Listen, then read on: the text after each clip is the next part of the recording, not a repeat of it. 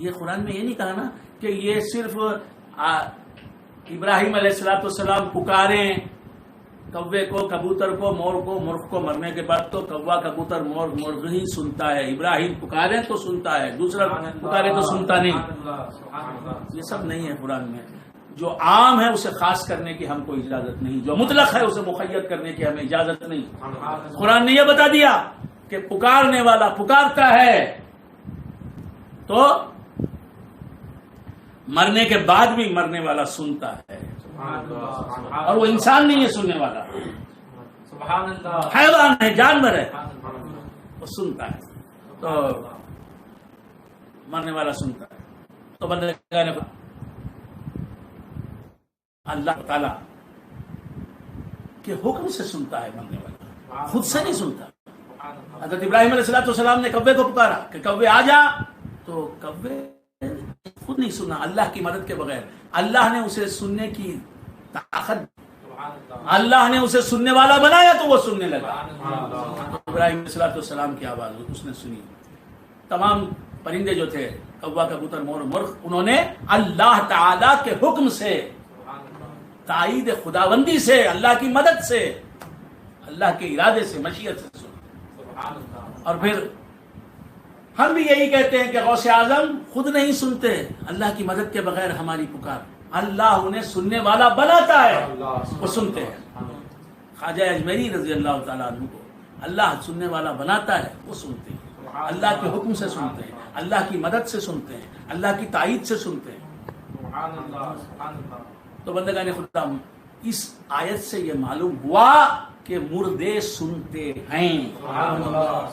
یہی عقیدہ ہے اہل سنت و جماعت کا کہ مردے سنتے ہیں. اسی لیے جب ہم خبروں پر سے گزرتے ہیں تو اللہ تبارک و تعالیٰ کے حبیب نے ہمیں حکم دیا کہ کیا کہیں؟ السلام علیکم یا اہل القبور، کہیں اے خبروں والے لوگوں، اے خبروں میں رہنے والے لوگوں، تم پر سلامتی ہو.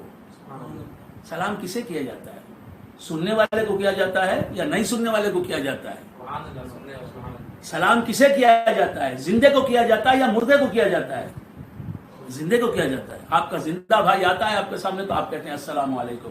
دوست آتا ہے زندہ حالت زندگی میں آپ کے پاس آتا ہے تو آپ کہتے ہیں السلام علیکم.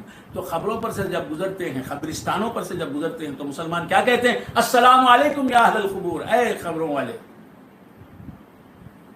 لوگوں تم پر سلامتی ہو. تو مطلب کیا نکلا کہ خبروں میں جو رہتے ہیں وہ لوگ سنتے ہیں اور وہ لوگ زندہ ہیں. دنیا کی زندگی جب ختم ہو جاتی ہے تو ایک دوسری زندگی ملتی ہے، اسے کہتے ہیں برزخی زندگی، برزخی حیات. برزخی حیات، کافر مر جائے بھی تو اس کی زندگی دنیا کی ختم ہوتی ہے، برزخی زندگی اس کی سٹارٹ ہو جاتی ہے. برزخی زندگی سے کافر جو مرنے والا ہے وہ بھی زندہ رہتا ہے برزخی زندگی سے. برزخی حیات سے مسلمان جو مر جاتا ہے وہ بھی عالم برزخ میں برزخی حیات سے، اس عالم کی حیات سے زندہ رہتا ہے. یہ عقیدہ ہے اہل سنت و جماعت کا.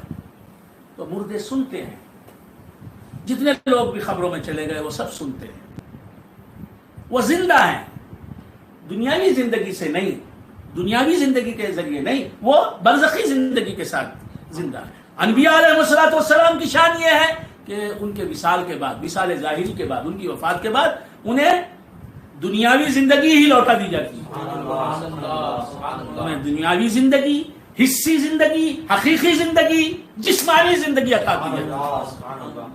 اور عام آدمی کو، خواہ وہ مسلمان ہو یا کافر، خواہ وہ نیک ہو یا بد، مرنے کے بعد ایک زندگی ملتی ہے، اسے برزخی حیات، برزخی زندگی کہتے ہیں. برزخی زندگی کے ساتھ جتنے کفار مرے ہیں آج تک، حضرت آدم علیہ السلام کے زمانے سے لے کر حضرت آدم علیہ السلام کے زمانے کے بعد بھی کافر پیدا ہوئے.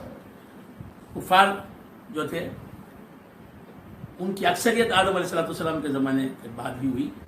یہ کہ کوئی کافر ہو گیا آپ کے زمانے میں تو یہ ممکن ہے، ہوا بھی ہے، واقع بھی ہے. تو حضرت آدم علیہ السلام کے زمانے سے لے کر اب تک جتنے بھی کفار مرے ہیں وہ سب زندہ ہیں. ہزاروں سال کی زندگی ان کی چل رہی ہے. وہ زندگی برزخی زندگی ہے، دنیاوی زندگی نہیں. لیکن انبیاء کی زندگی وصال کے بعد، وفات کے بعد دنیاوی زندگی ہوتی ہے. جس طرح وہ وصال سے پہلے، وفات سے پہلے، اپنی موت سے پہلے، سمجھانے کے لیے موت کا لفظ استعمال کر رہا ہوں، موت تو طاری ہوتی ہے انبیاء علیہ السلام پر، لیکن عام آدمی کی موت اور ہے، ان کی موت اور ہے. تو انبیاء علیہ السلام کی وفات کے بعد پھر انہیں دنیاوی زندگی دے دی جاتی ہے. جس طرح وہ وفات سے پہلے زندہ تھے اسی طرح زندہ رہتے ہیں. یہ عقیدہ ہونا چاہیے اہل سنت و جماعت کا، یہ عقیدہ ہے، ہر مسلمان کا یہ عقیدہ ہونا چاہیے. وہی صحیح العقیدہ مسلمان. تو عرض کر رہا تھا کہ کبوتر، کوا، مور، مرغ مرنے کے بعد وہ زندہ تھے.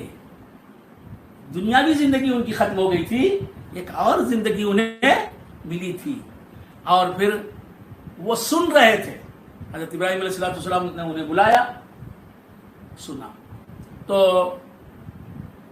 حضرت ابراہیم علیہ السلام نے اللہ کے حکم سے کوے کو جو مر گیا تھا اسے پکارا، مور کو جو مر گیا تھا اسے پکارا، مرغ کو جو مر گیا تھا اسے پکارا، اور مارا خود حضرت ابراہیم علیہ السلام نے. اور جناب کبوتر جو مر گیا تھا اسے پکارا، مرے ہوئے جانوروں کو پکارا. تو مرا ہوا جانور سنتا ہے پکارنے والے کی پکار، اور مرا ہوا جانور دور سے پکار سنتا ہے. دیکھیے حضرت ابراہیم علیہ السلام اور پہاڑ، کوئی فاصلہ ہوگا نا. پہاڑ ایک ہے پہاڑ کی بندی، اور ایک ہے وادی، زمین.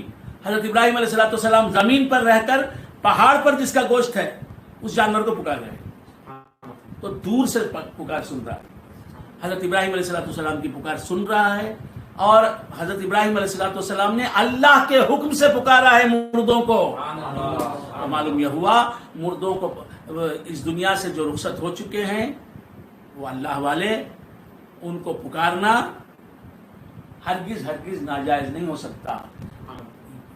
مرے ہوئوں کو پکارنا یہ کام ابراہیم علیہ السلام جیسے پیغمبر نے کیا. حضور انور صلی اللہ تعالی علیہ وآلہ وآصحابہ وسلم کے بعد تمام پروفیٹس میں، تمام پیغمبروں میں مقام ہے حضرت ابراہیم علیہ السلام.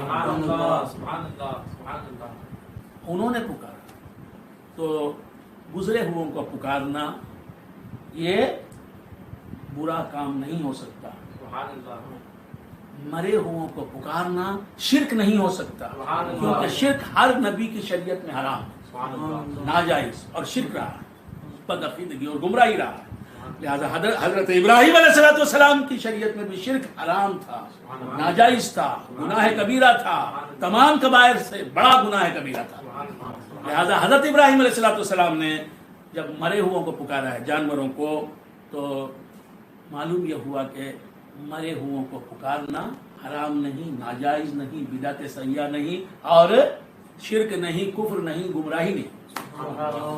اور جب یہ بات معلوم ہوئی، حضرت ابراہیم علیہ السلام نے پکارا کوے، کبوتر، مور اور مرغ کو، تو حضرت ابراہیم علیہ السلام کی پکار بھی سنی مرے ہوئے جانوروں نے، اور پھر ان کی پکار کا مطلب بھی سمجھا. حضرت ابراہیم علیہ السلام کہہ رہے ہیں اے کوے آ جا، تو کوے نے مطلب سمجھ لیا. تو مر جانے والا مر جاتا ہے تو مر کر بھی وہ سننے کی صلاحیت رکھتا ہے، سمجھنے کی صلاحیت رکھتا ہے، ادراک اس کے اندر ہوتا ہے، سمجھ بوجھ اور تمیز اور عقل اس میں ہوتی ہے. تو کوے، کبوتر، مور اور مرغ نے حضرت ابراہیم علیہ السلام کی آواز بھی سنی، اور آپ کی آواز میں آپ کے کلام کا مطلب بھی سمجھا، اور آپ کے حکم کی فرما برداری میں اڑتے ہوئے کہاں پہنچ گئے؟ حضرت ابراہیم علیہ السلام کے پاس پہنچ گئے. چاروں پرندوں نے فرما برداری کی. تو اللہ والوں کی فرما برداری مرے ہوئے لوگ بھی کرتے ہیں، مرے ہوئے لوگ بھی کرتے ہیں. تو